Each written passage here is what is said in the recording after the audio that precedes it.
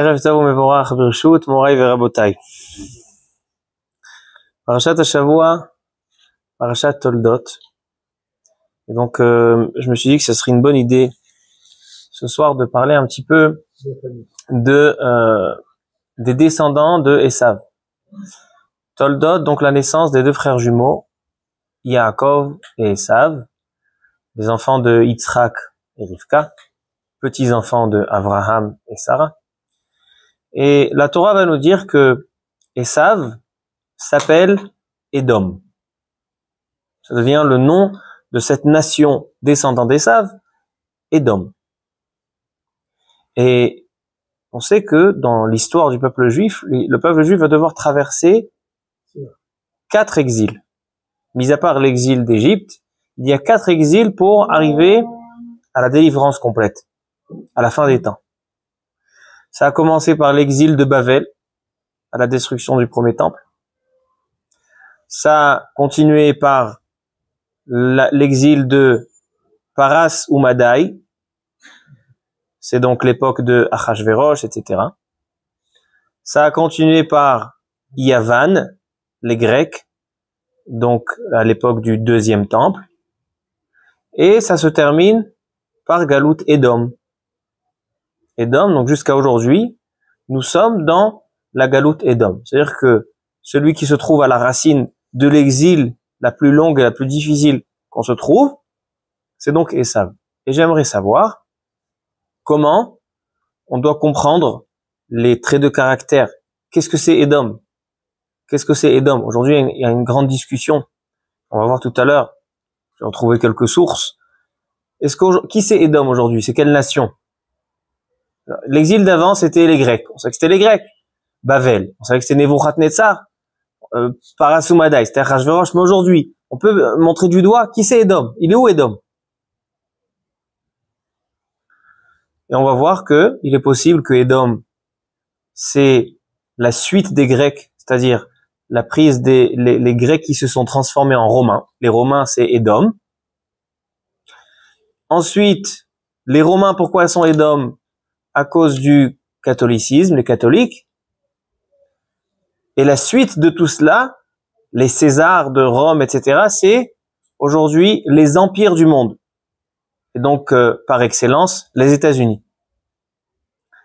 J'ai lu un article intéressant du Rav Uri Cherki Shlita qui disait que les symboles des États-Unis, ce sont les symboles des empires romains, comme le Sénat, les sénateurs, comme Givat Capitol, comme l'aigle romain. Donc les symboles des États-Unis, c'est les Romains, et les Romains, c'est Édom. On va essayer de comprendre comment les Romains c'est devenu Édom, etc. On verra tout à l'heure dans une Gemara, dans Masechet Avodah Zara, une histoire qui s'est passée entre deux rois, le roi romain et le roi juif.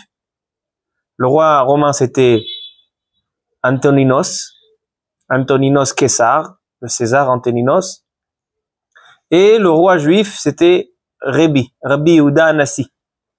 Et nous allons voir que Antoninos, il servait et il était au petit soin de Rabbi Yehuda Anassi.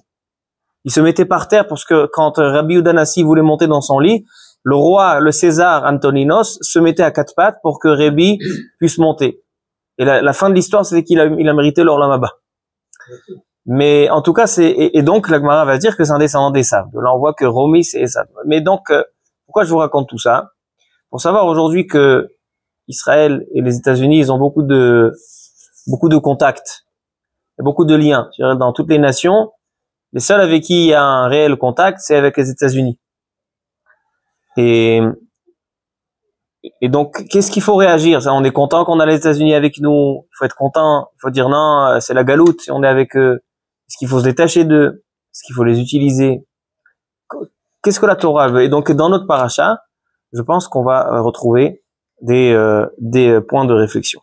Alors, Bessiyata Dishmaya, on va juste présenter la paracha et poser quelques questions. Parashat Hashavua contient 3 chapitres. Le premier et le dernier chapitre sont liés, et le chapitre du milieu, a priori, n'a pas beaucoup de rapport. Si ce n'est peut-être l'ordre chronologique. J'explique. Premier chapitre, la naissance de Yaakov et Esav, Rivka qui était stérile, elle a prié avec son mari, Baruch haba. Et elle est tombée enceinte. Et voilà que quand elle tombe enceinte, le fœtus, il va dans tous les sens. Va itrotsetsu habanim bekirba, ça tape là, ça tape là. Va-t-elle achridrosh et Hashem. Et donc elle va demander qu'est-ce qui se passe. Dans la Rashi, il dit, va-t-elle achridrosh et Hashem. Elle est allée au Beth Midrash de Shem pour demander Ruach HaKodesh. Et là, on va lui dévoiler un secret. On va lui dire, va yomer Hashem là, Dieu va lui dire, shene goim bevitnech. Ushne leumim mime'ayich itparedu, ul'om ille'om ye'ematz, verav ya'avod sa'ir. C'est-à-dire, deux nations vont sortir de ce ventre. Ce sont deux frères jumeaux, certes, mais ils vont être extrêmement différents. Le Ibn Ezra et d'autres Mefarshim se posent la question, est-ce que c'était des vrais jumeaux, Yaakov et Esav, dans la même poche, ou pas dans la même poche? La majorité des jumeaux, il dit, ce sont des jumeaux qui ne sont pas dans la même poche. Mais là, il y a eu un est que c'était des jumeaux de la même poche. Comme ça, il dit, Ben Ezra et d'autres. Un est que c'était la même poche. Et malgré que c'était la même poche, et il dit le Midrash que normalement, des jumeaux, surtout si c'est des vrais jumeaux, alors, non seulement qu'ils se ressemblent, mais les traits de caractère, c'est le même, ils se ressentent l'un et l'autre. Il y a un Midrash qui dit que Akadosh Baruch Hu, il nous appelle à nous, sa sœur jumelle. Yonati Tamati. Tamati, c'est Milachon Teoma. Jumelle. Pourquoi Akadosh Baruch Hu, il souhaite, parmi toutes les qualifications qu'on est qualifié, on est qualifié la femme d'Hachem, on est qualifié l'ami d'Hachem, la sœur d'Hachem, Achoti, Ra'ayati, Tamati. Et c'est quoi Tamati? Ma sœur jumelle. Dit Midrash Rabbah. Pourquoi on est qualifié de Théoma, de jumelle? Parce que Akadosh Baruch Hu, quand nous on a mal, lui aussi il a mal. Et vice versa. On doit ressentir. Et ça, c'est un caractère qui est seulement chez des jumeaux. Des vrais jumeaux, s'il y a quelqu'un qui est emprisonné par le Hamas et qui maintenant il va avoir ça, on va lui faire ça, on va lui faire ça, le jumeau il peut ressentir. C'est comme ça qu'Akadosh Baruch Hu il a fait dans la nature. Alors donc très étonnant, dit Hachem, et c'est pour ça qu'elle était étonnée. Elle dit quoi? Ce sont des vrais jumeaux dans la même poche. Et comme ça, il y a des disputes qui se passent à l'intérieur. Il dit oui, ils vont être très différents chez Negoïm Bevitner. Top. Suite de cette histoire, c'est que les enfants vont grandir. Chacun va prendre son chemin, étant donné que Esav sort Admoni bien rouge. C'est-à-dire qu'il a le sang chaud, il a besoin de chasser, il est hyperactif. Dans le langage d'aujourd'hui, c'est hyperactif. Par contre, Yaakov, Ishtam, Yoshev Ohalim, c'est un petit Hamoud, Yaakov, et donc ils vont grandir chacun dans son chemin. Et un jour viendra et Yaakov va acheter la Bechora, le droit d'aînesse. Et cette Bechora, on comprend pas ce que c'est, parce que il s'agit pas ici d'argent.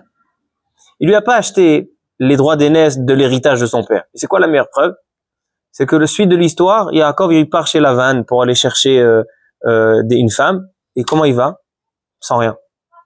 C'est-à-dire, qui c'est qui a hérité les biens de Yitzhak? C'était Esav. Donc le Mefarshim ils disent c'est pas possible que la Bechora, dont il s'agit, c'est les biens de Yitzhak. Et ainsi Rashi, regardez Rashi dans Perek Kafé, Pasuk Lamed Aleph. Michrar kayom et bechoratecha. C'est quoi la bechora? Dit Rashi, lefi she'ha'avoda ba'bechorot. Amar Yaakov, en rasha azeh kedai sheyakriv lakadosh baruch hu. Rashi dit quelque chose de très étonnant au nom d'un midrash. Il dit, c'est quoi la bechora? La bechora, c'est en fait le droit de servir au Beth Amikdash. La bechora, parce qu'à l'époque, qui c'est qui servait au Beth Amikdash? C'était les bechorim. C'était censé être comme ça. Jusqu'à que les Bechorim, ils ont fauté au Chet Ha'egel, et c'est devenu les Lévim. Mais à la base, c'est les Bechorim, donc les premiers-nés qui devaient servir au Beth Amikdash. C'est pour ça que le Bechor, il a une Kedusha, et on fait Pidyon Haben dans le Bechor. Donc, c'est très étonnant. Il dit quoi? Yaakov Avinu, c'est quoi le Inyan de la Bechora? Il dit, c'est seulement le droit de servir au Beth Amikdash. Il a dit, ce rachat-là, c'est lui qui va servir Hachem au Beth Amikdash, je vais lui racheter. Si c'est que ça, pourquoi Esav, il est en colère? Esav, c'est un Chiloni. Esav, il connaît pas, lui, il en a rien à faire. tu lui prends le service au Beth Amikdash, ben tant mieux, il a moins travaillé, il pourra plus être dans le champ à chasser. C'est ça la Bechora. Très étonnant. Donc ça sera une question qu'il va falloir répondre. Qu'est-ce que c'est cette Bechora? Donc premier point, essayer de comprendre les clés de la délivrance. On est dans Galout Edom. Et Esav, c'est celui qui se trouve à la tête de Edom. Et c'est intéressant que c'est la seule exil qu'on n'arrive pas à montrer du doigt qui c'est Galout Edom. Deuxième question, c'est qu'est-ce que c'est cette Bechora? C'est quoi ces droits d'aînesse? Il ne s'agit pas d'argent, il s'agit d'un service au Beth Amikdash. Le Beth Amikdash n'existe même pas encore. Esav, ça l'intéresse pas a priori. Ensuite, on continue. Le deuxième chapitre, qui a priori n'est pas en rapport avec l'histoire de Yaakov et Esav, c'est la famine. Il y a la famine en Eretz Israël, et donc Yitzhak va chez le roi de Pélishtim à Grar. Là-bas aussi, il y a la famine qui est forte, donc ça sert à rien. Et donc il s'apprête à descendre en Égypte, comme l'a fait auparavant son père, Abraham Avinu. Mais Hachem va se dévoiler à Yitzhak et dire, regarde, toi, tu es Kadosh. Toi, tu descends pas d'Eretz Israël. Toi, tu bouges pas. Et tu auras des nissim, tu auras des miracles. Et ainsi, il a eu des miracles, donc la famine ne l'a pas impacté. Il a eu de la bracha, etc.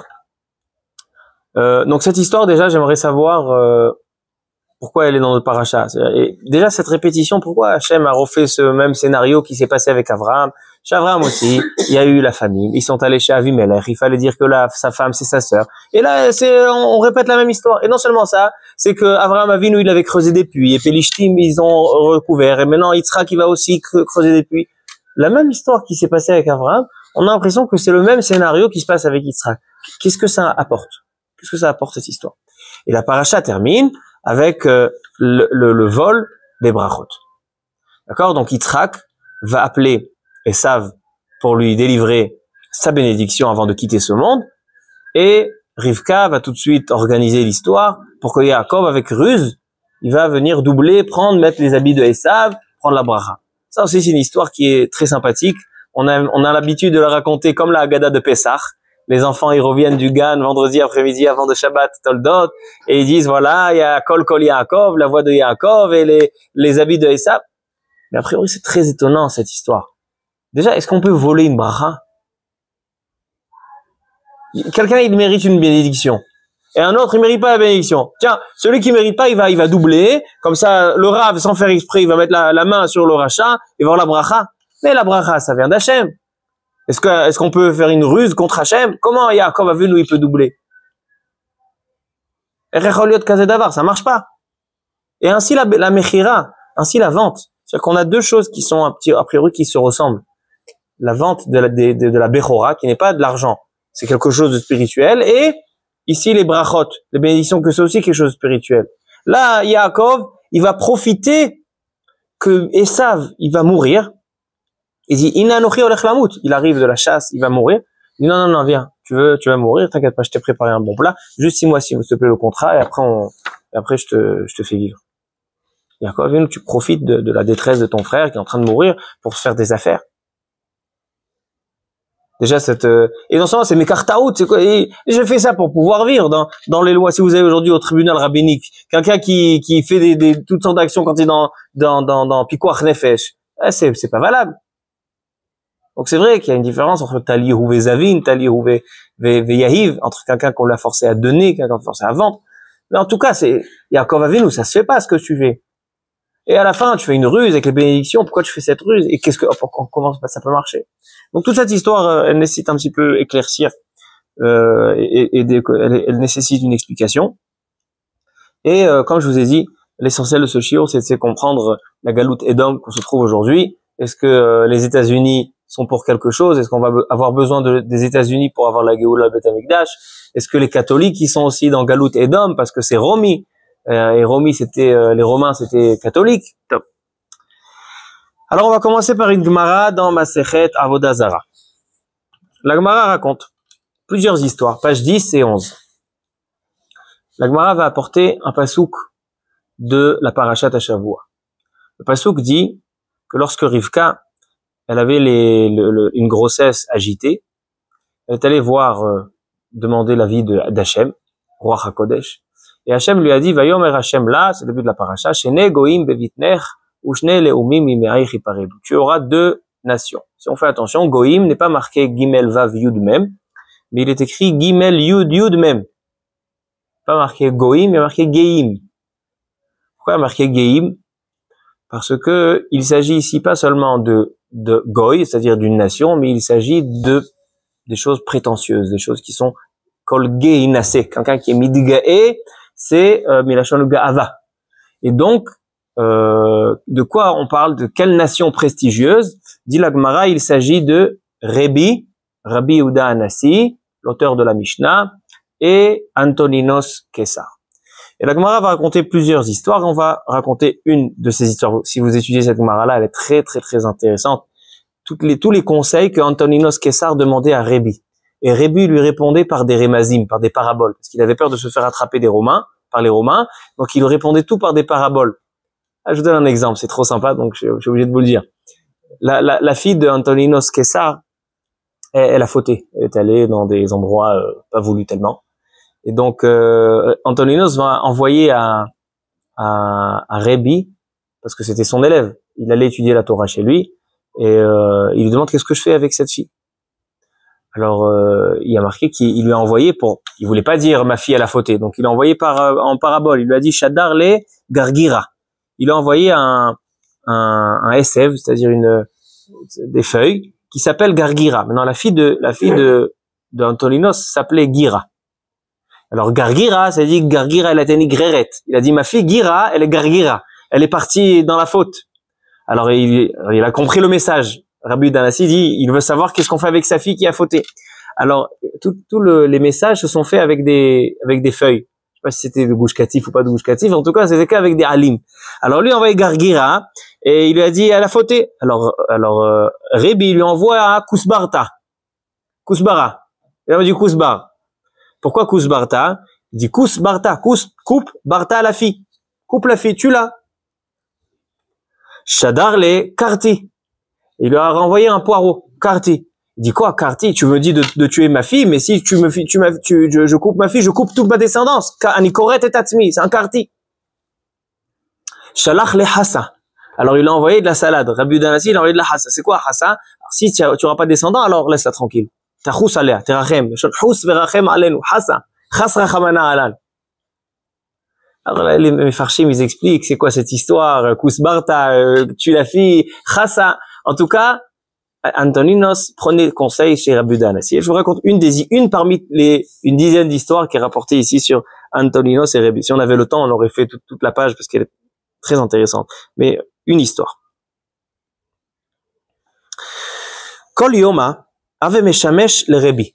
Tous les jours, Antoninos Kessar allait servir Rabbi. Il lui dressait la table, il lui servait de l'eau, il le mettait en pyjama, tout. Ma'achil, mashke, qui ava bae Rabbi le mesak le pouraya. Et quand Rabbi voulait monter sur son lit pour aller dormir, ava gachin kame, Antoninos Kessar, le roi. Il se baissait à quatre pattes pour lui permettre de Amar les sac ilavae, monte sur moi. Amar, lavorach ara. Rabbi il a dit non, je suis pas d'accord. C'est pas un derech eretz, d'être mezelzel comme ça, de se comporter comme ça avec le royaume. T'es un roi, t'es un Kessar, t'es un César. Moi, je fais pas avec ça. Amar, mi yesimeni matzah tartecha le olam haba. Dis s'il te plaît, marche sur moi, parce que j'espère que dans le olam haba, je pourrais être le tapis sur lequel tu vas marcher. Amarle, atina le alma de ate. Il dit, Antoninos, à Rabbi, est-ce que tu crois que je vais pouvoir entrer avec toi dans le olam haba, dans le monde futur, malgré que je suis goy? Amarle in. Oui, tu auras le olam haba. Pourquoi? Parce que tu es chassid umot haolam. C'est vrai que tu es pas juif, mais tu es quelqu'un qui a compris le but du monde, qui a compris le sens de la création. Tu mérites le olam haba. Amar lo ve'aktiv lo yesarid le bet Esav. Il dit moi je suis un descendant de Esav. Et le prophète dit dans Yeshaya, dans Ovadia, excusez-moi, il dit ve'haya bet Yaakov esh ou bet Yosef le hava ou bet Esav le kash. C'est l'haftara de cette semaine.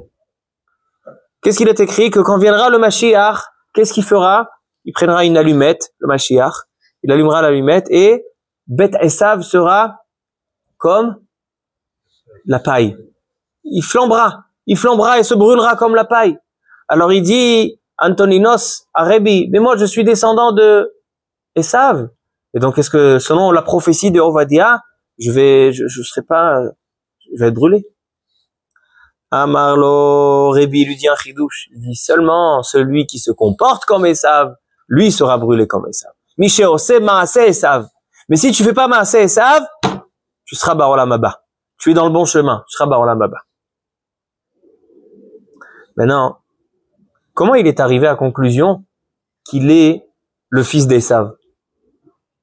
Comment un Kessar romain, c'est le fils d'Esav? Alors j'ai vu dans les Gemarot Metivta, il ramène des sources très intéressantes. Il ramène le Ramban dans un livre qui s'appelle Sefer HaGeoula. Il dit que les Romains, comment sont venus les Romains? C'est à l'époque après la destruction du temple. Donc il y avait les Grecs pendant le Beth Amikdash Hasheni, il y avait les Grecs. Après, les enfants des Grecs sont devenus les Romains. Aromiim et Mibnei Yavan sont les descendants des Grecs. Aval achare shekiblu datam shel bnei Edom shiyadat anotzrit.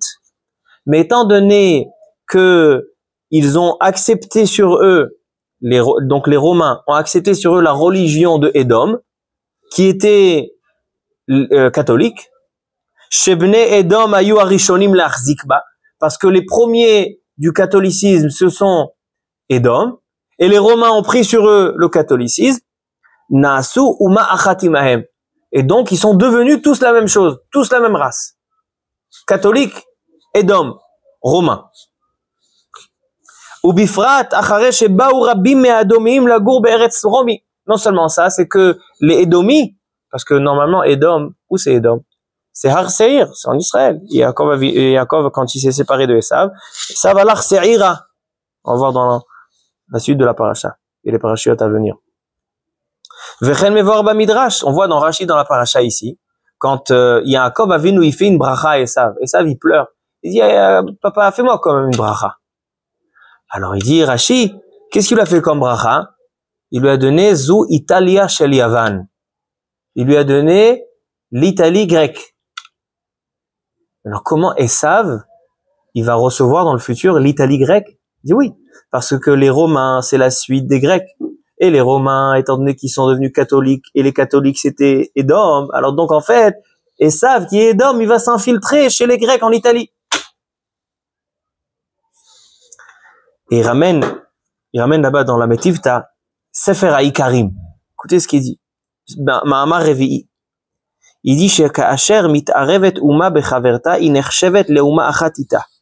וכיוון שאומת אדום הראשונה שהייתה בשעיר עברה ובטלה מן העולם, נמצא שרומי לבדה נחשבת היום בת אדום. C'est-à-dire que les seuls Édom qui restent aujourd'hui, ce sont les Romains. Descendants des Romains, c'est les catholiques. Mais pas seulement ça. Étant donné que, on va voir que Esav reçoit une bracha, les Kessars, tous ces Césars-là, qu'est-ce qu'ils avaient de particulier? C'est eux qui avaient le pouvoir et la richesse du monde.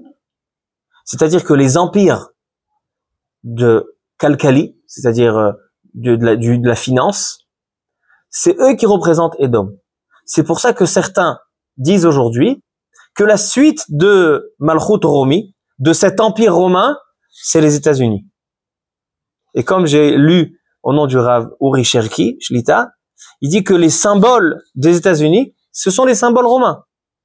L'aigle romain, Capitole, Sénat, tout ça, ce sont des symboles, c'est-à-dire que les États-Unis c'est le symbole des Romains. Même la Maison Blanche, comment elle est construite, on dirait un temple romain. Donc en fait, ce n'est pas pour rien, étant donné qu'on voit que Rebi et Antoninos, qui était le descendant de Esav, méritent Olam Haba. Donc peut-être qu'aujourd'hui, les États-Unis, qui sont en bon terme avec Israël, mériteront le Olam Haba. Parce que c'est l'empire de la finance, l'empire du pouvoir dans le monde, Et donc, s'ils sont en bon terme avec les Juifs, comme Antoninos l'a fait avec Rabbi Yehuda Hanassi, alors donc peut-être qu'ils mériteront l'Olam Haba. Qu'est-ce que vous en dites? Alors venons, on voit. Comment? C'est pas la même chose. Pourquoi c'est pas la même chose?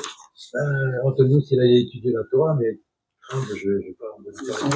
Maintenant, est-ce que Antoninos mérite l'Olam Haba parce qu'il a étudié la Torah ou parce qu'il a consacré toutes ses forces pour aider Rabbi Yehuda Hanassi? Antoninos n'est pas obligé d'étudier la Torah. Mais il a utilisé toute sa richesse. Il lui a envoyé de l'or, il lui a envoyé des choses. Il a décidé, Antoninos, que toute sa fortune et que toutes ses capacités, il va les faire pour les Juifs, pour Rabbi Yehuda Hanassi. Et c'est ça ce qui lui a acquis l'Olam Haba. Alors je termine par un Rav Shimshon Raphaël Hirsch et après on conclut le shiur. On a posé la question tout à l'heure, l'histoire de la descente, encore une fois, à Avimelech, avec la famine, encore une fois chez Avimelech. Et il a dit à Rivka, ne dis pas t'es ma femme, dis t'es ma sœur. Il va creuser des puits. La même histoire qu'il s'est passé avec Abraham, elle se répète avec Yitzhak. C'est pas un peu étonnant tout ça? On a l'impression qu'il y a une répétition du scénario. Alors écoutez Rabotai, Rav Shimshon Raphaël Hirsch, révolutionnaire. J'étais en colère que je le connaissais pas jusqu'à aujourd'hui sur Rav Shimshon Raphaël Hirsch, mamash. Atzum beyoter. Il dit le Rav Shimshon Raphaël Hirsch, cette histoire de Yitzhak Avinu avec Avimelech, c'est elle qui va métamorphoser et qui va nous montrer quel est notre travail aujourd'hui face à la galoute Édom, comment amener, quelles sont les étapes, l'évolution du peuple juif pour arriver à la fin des temps, arriver à la délivrance. Il dit comme ça. Il dit, si on fait attention, l'histoire de Yitzhak chez Avimelech, elle ressemble exactement à l'histoire de Avraham chez Avimelech. Mais, il y a une grande différence. C'est que Avraham Avinu, là où il se trouvait, chez Avimelech, chez les Bnei Chet, là où il allait, il était admiré, il était respecté, à tel point qu'on l'appelait, les Bnei Chet l'ont appelé, Nessi Elokim Betorenu. Tu es le président délégué par Hachem sur nous. Nessi Elokim. Avec Avimelech, il a fait un accord, Avraham Avinu. C'est-à-dire que Avraham Avinu, là où il allait, c'était l'admiration du monde. C'est pas pour rien qu'aujourd'hui, quand les nations, ou c'est Trump, ou c'est toutes les nations, quand ils veulent parler du peuple juif, de qui ils parlent? Ils parlent d'Avraham Avinu. Avraham Avinu, c'est le phare. C'est celui qui est le représentant du judaïsme dans le monde, dans les nations. Avraham. Bada, il parle d'Avraham. Les accords d'Avraham. C'est pas pour rien. Zalostam. C'est vraiment ce que Avraham y représente. Avraham y représente le prestige du judaïsme dans le monde. Mais Yitzhak, c'est le premier exilé. Pourquoi c'est le premier exilé? C'est le juif qui est pas dans sa forme. Yitzhak, c'est le juif qui réussit dans la parashat à Shavua. Regardez, c'est très intéressant. Perek Kavav, Pasuk, Yudbet. On va lire quelques versets. Vous allez voir le juif qui réussit dans l'exil et on va être jaloux de lui. Et c'est là qu'il commence à être persécuté parce qu'il est juif. C'est-à-dire que si Avraham Avinu, c'était la réussite, mais c'était le prestige, Yitzhak, c'est le premier juif exilé mal vu. Venons, on lit les psukim. Vaïzra, vous avez Kavav Yudbet, c'est juste avant Aliyat Shlishi. Vaïzra Yitzhak, ça c'est une bracha qu'on fait à Rabbi Yitzhak. Vaïzra Yitzhak a labouré ba'aretz ahi, va'imtza bashana ahi mea she'arim.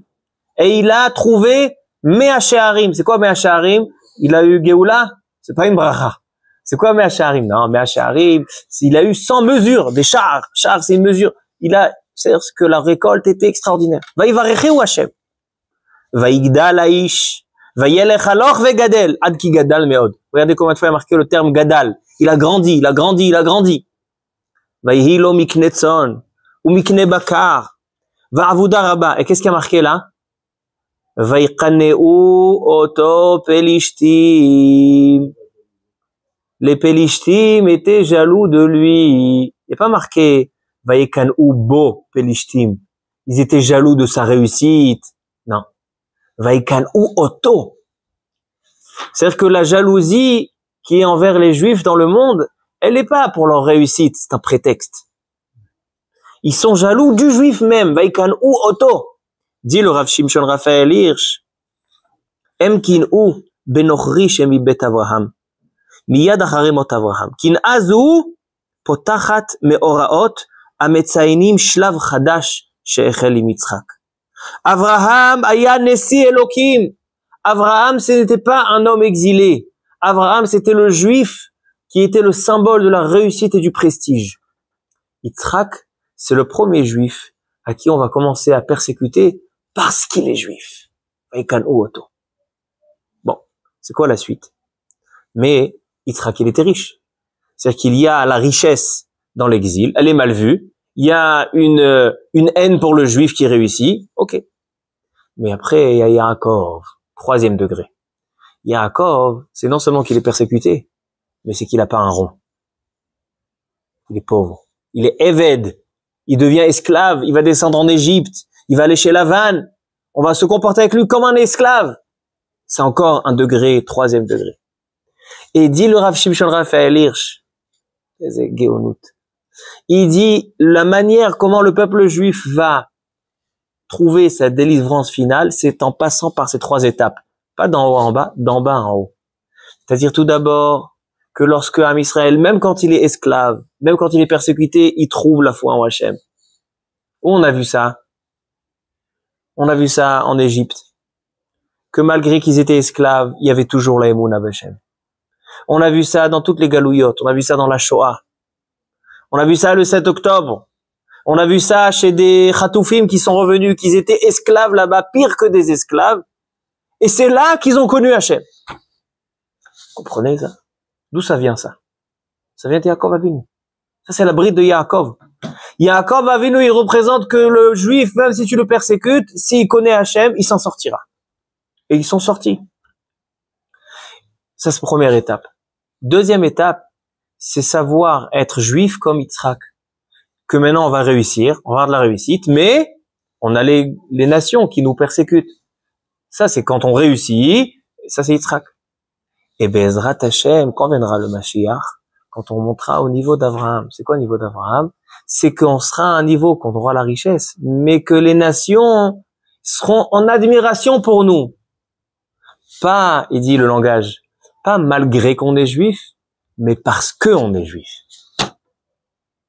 C'est-à-dire aujourd'hui, on lève tous notre attention, les États-Unis, ils vont nous aider, ils vont pas nous aider, ils vont être d'accord qu'on fasse ça, ils vont pas être d'accord qu'on fasse ça. Mais c'est encore un niveau de malgré qu'on est juif. C'est-à-dire que tout le monde veut nous tuer, mais eux, ils ont un bon lien malgré qu'on est juif. Le jour où toutes les nations, Galout Edom, que ce soit Rome, que ce soit les États-Unis, voudront notre bien parce qu'on est juif, parce qu'on représente le divin, parce qu'on représente la présence de Dieu, là, qu'est-ce qui va se passer? Là, il y aura la Géoula qui viendra. Qui c'est qui dit ça? Yesharia Hanavi dans la prophétie. Il dit Yesharia Hanavi, Ve'viu et kol achechem mikol hagoyim inchala Hashem. Quand se passera la Géoula, quand il y aura la guerre de Gog ou Magog, il dit là-bas le prophète, il dit qu'est-ce qui va se passer? Il y aura des Am Israël sera dispersés dans le monde. Donc ceux qui seront là, ils seront là. Mais ceux qui seront en Chutz La'aretz, comment ils vont venir? Eh ben, les Goïm vont affréter des avions eux-mêmes pour pouvoir ramener tous les Juifs. Ils disent, Hachem se dévoile, il faut ramener tous les Juifs. Donc ça sera les Goïm qui vont être responsables de rapatrier tous les Juifs du monde en Eretz Israël. Comme ça il dit Yesharia Hanavi, Perek Samech Vav Pasuka, Ve'viu et kol achechem mikol hagoyim. C'est eux qui vont aller rechercher tous nos frères. Et c'est exactement, il dit le Rav Hirsch, c'est exactement Avraham, Yitzhak et Yaakov, mais dans l'autre sens. C'est pour ça qu'il y a marqué dans le Passouk, dans la Géoula, il y a marqué Ve'zacharti et beriti Yaakov, Ve'af et beriti Yitzhak, Ve'af et beriti Avraham ezkor, Ve'aretz ezkor. Pourquoi on va dans l'autre sens? On se souvient de Avraham, Yitzhak et Yaakov? Non, parce que quand il s'agit de la Géoula, comment elle vient en 3 étapes. D'abord, la première étape, c'est le peuple juif exilé dans la pauvreté, dans l'amertume, et que malgré tout, il est en connexion avec Hachem, il a l'alliance avec Hachem. Brit Yaakov. Ça, c'est Hachem, il est Zocher. Après, deuxième étape, c'est quand Am Israël, il réussit. Et il dit le Rav Hirsch, aujourd'hui, on est dans cette période-là.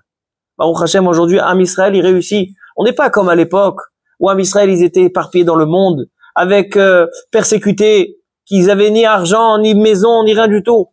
Ça, c'était Prinat Yaakov. Aujourd'hui, on est Prinat Yitzhak. On a de la réussite. Mais, Vaikanu Oto Pelishtim. Les Pelishtim, ils viennent et ils sont jaloux. Ils veulent pas jaloux de notre réussite, ils sont jaloux de nous. La réussite, c'est un prétexte. Parce qu'on est juifs. Parce qu'on représente quelque chose qui leur fait mal. Mais la Géoula viendra que si, lorsqu'on a dans la réussite, on représente Hachem. Et on continue à montrer notre alliance avec Hachem, alors Hachem va donner le mérite que les nations vont voir la présence d'Hachem à travers nous. Et là, qu'est-ce qui va se passer? On montera au niveau d'Abraham, qu'on deviendra Nessi et Elohim, on deviendra les présidents de Dieu dans le monde. Où là, même les nations, ils vont venir nous aider comme Antoninos et Rabbi Yehuda Hanassi. Pourquoi Antoninos, descendant de Édom, descendant de Esav, il était censé brûler comme de la paille? C'est lui qui dit ça. Il dit à Rabbi Yehuda Hanassi, mais je vais être brûlé comme de la paille. On va lire dans la Haftara. Vaya bet Yaakov, bet Esav les cache. Si toi, tu reconnais que le véritable pouvoir, toi tu es un Kessar, tu es un César, mais le véritable, non, disons Trump. Trump, il se dit, mais moi je suis le roi du monde. Viens, on va aider un petit peu les Juifs. Si c'est comme ça qu'il voit les choses, il n'aura pas l'Olam Haba. Si quelqu'un qui connaît Trump, qui lui dit de ma part. S'il veut avoir le Olam Haba, il doit se dire qu'Akadosh Baruch Hu, il lui a donné tout ce pouvoir pour pouvoir offrir et aider les Juifs, comme Antoninos l'a fait. Et là, il méritera l'Olam Haba. Maintenant, venons, on répond à toutes les questions, avec ça on termine le shiur. On a posé 4 questions. La première question, on a demandé, est-ce que la naissance de l'exil qu'on se trouve aujourd'hui, la galoute Édom, la dernière galoute la plus longue, qu'on peut pas montrer du doigt, on sait pas qui c'est les catholiques, c'est les États-Unis. Bon, on a dit que tout celui qui représente un pouvoir aujourd'hui, c'est Rome, c'est Édom. Est-ce qu'on peut savoir comment va se passer la Géoula? Est-ce qu'il a place dans cette Géoula? On a répondu oui, mais tout dépend de lui. S'il reconnaît que tout ce qu'Hachem lui a offert, c'est pour remettre en valeur le peuple juif représentant d'Hachem, là, ça sera comme Antoninos, il aura l'Olam Haba. Chez Negoim Bevitner, Zerebi Antoninos. Tout dépend de lui. Et c'est quoi les étapes? Comme a dit le Rav Hirsch, on commence par Yaakov, où c'est la misère dans l'exil. Ensuite, c'est Yitzhak, la réussite dans l'exil. Pour arriver à Abraham, c'est la réussite dans la Géoula. C'est lorsque tout le monde va reconnaître la grandeur du peuple juif. Ensuite, on a dit, qu'est-ce qui se passe avec Yaakov et Esav? Yaakov, il va lui prendre la Bechora, il va lui acheter, après il y a la ruse, les brachot, qu'est-ce qui se passe là-bas? En réalité, étant donné que Yaakov et Esav étaient des vrais jumeaux, ils étaient censés être en fait une seule personne, partagés en deux, mais une seule personne. Esav était censé être celui qui finance Yaakov. Il dit le Malbim comme Issachar et Zvouloun. Le Malbim, il dit que Esav et Yaakov, c'était censé être à la base comme Issachar et Zvouloun. Un, il est dans le spirituel, l'autre, il est dans le matériel. Parce qu'on sait que quelqu'un qui doit faire les deux, alors il sera aspiré vers le matériel. Donc, Akadosh Baruch Hu, il a dit, ceux qui vont diriger le peuple juif, c'est Yaakov et Esav. Esav, c'est le Bechor, c'est la force, c'est les biens, c'est la matière. Et donc, il va aider comme, par la suite, Esav, s'il aide comme Antoninos, qui aide Rébi. Antoninos, il a compris ce que Esav n'a pas compris. Mais Esav, il était censé faire ça. Il était censé utiliser toute cette force pour justement s'annuler à son petit frère Yaakov pour lui donner à se développer. Mais lorsque Esav, il utilise son pouvoir seulement pour le pouvoir, il voit pas, Esav, il voit pas la matière en tant que emtsaï, en tant que potentiel. Il la voit en tant que but. C'est pour ça que quand il revient du champ après la chasse, il va mourir tellement il est éclaté. Il en peut plus. Qu'est-ce qu'il voit? Il voit pas une soupe pour pouvoir vivre. Qu'est-ce qu'il voit?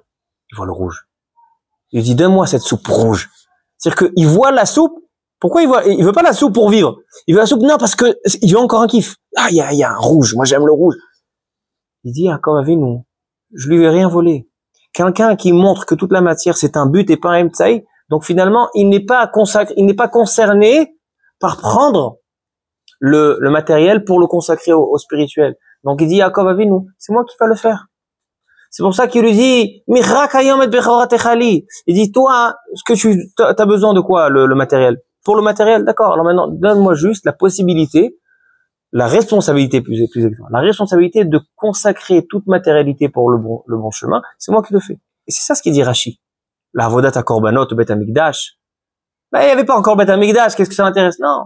La avodat à korbanot, c'est quand on prend des sacrifices, on prend des choses qui sont physiques et on les transforme en choses qui est spirituelle. La avodat au Bet Hamikdash, c'est un symbole. C'est pas ça qu'il a vendu. C'est un symbole. Il lui a en fait vendu la responsabilité. Esav était censé prendre la matière pour la consacrer à la spirituelle. Mais c'est pas ce qu'il a fait. Donc Yaakov, c'est lui qui reprend. Et ainsi avec les brachot à Botaï. Est-ce que Yaakov Avinu, par la ruse, il va détourner les brachot? On peut détourner les brachot. Il dit le Rav Shimshon Raphaël Hirsch, on peut pas détourner les brachot. Mais sauf que les brachot revenaient à Yaakov. Alors pourquoi ils ont fait toute cette ruse? Parce que Yitzhak, étant donné qu'il aimait Esav, il dit d'accord. Je sais que Esav, il est pas à la hauteur. Parce que Esav, voilà, il est que dans le mauvais chemin. Après, il s'est marié avec la fille de Ishmaël, c'est à la fin. Mais il s'est marié avec Bosmat et Yehudit, qui sont des filles de Kenan. Vatehina morat ruach le Yitzhak. Donc Yitzhak, déjà, il savait qu'il était pas dans le bon chemin. C'était après qu'il a menti, etc.